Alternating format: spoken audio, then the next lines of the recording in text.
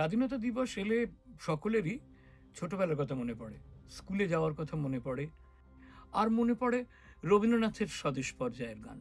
খুব অবাক লাগে এটা ভাবতে আমার, যে এত দীর্ঘজীবী রবীন্দ্রনাথ, যিনি জীবনের এই যে দীর্ঘ সাংগীতিক যাত্রা, উনি তো গান লিখছেন ধরা যাক 18-19 বছর বয়স থেকে।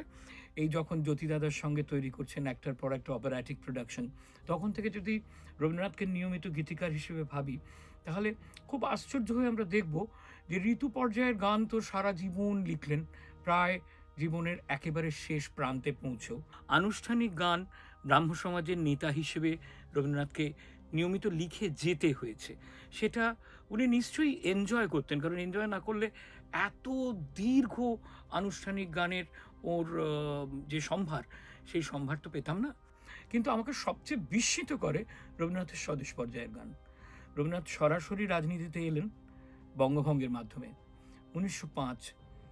120 বছর পরে যখন সেই কাল পর্বটাতে ফিরে যাই, তখন দেখতে পাই রবীন্দ্রনাথ শুধু সরাসরি রাজনৈতিক কথা বলছেন না, রাজনৈতিক স্টেটমেন্ট করছেন না, তার একটা আন্তরিক ক্রোধ, তার ভেতর থেকে উঠে আসা একটা আন্তরিক বিদ্রোহ, একটা প্রতিবাদ, সেটা সঙ্গীতের মাধ্যমে ঝরে পড়ছে। এ বোধহয় কেবল রবীন্দ্রনাথের পক্ষেই সম্ভব। ওই যে কংগ্রেস অধিবেশনে গাইলেন, আমায় বলো না, গাহিতে বলো না, ক্রমশ ডিসিলিউশন হচ্ছেন প্রত্যক্ষ রাজনীতির থেকে রবীন্দ্রনাথ। সশস্ত্র রাজনীতি রবীন্দ্রনাথ আর যেন নিতে পারছেন না। কিন্তু প্রত্যক্ষ রাজনীতি ছেড়ে দেওয়া, এর সঙ্গে সঙ্গে কিন্তু ফুরিয়ে গেল রবীন্দ্রনাথের স্বদেশ পর্যায়ের গানের ধারা। আমরা বাংলার একটা অদ্ভুত জাদুর মতন রবীন্দ্রনাথের স্বদেশ পর্যায়ের গানগুলোকে একটা ছোট্ট পর্বে পেলাম।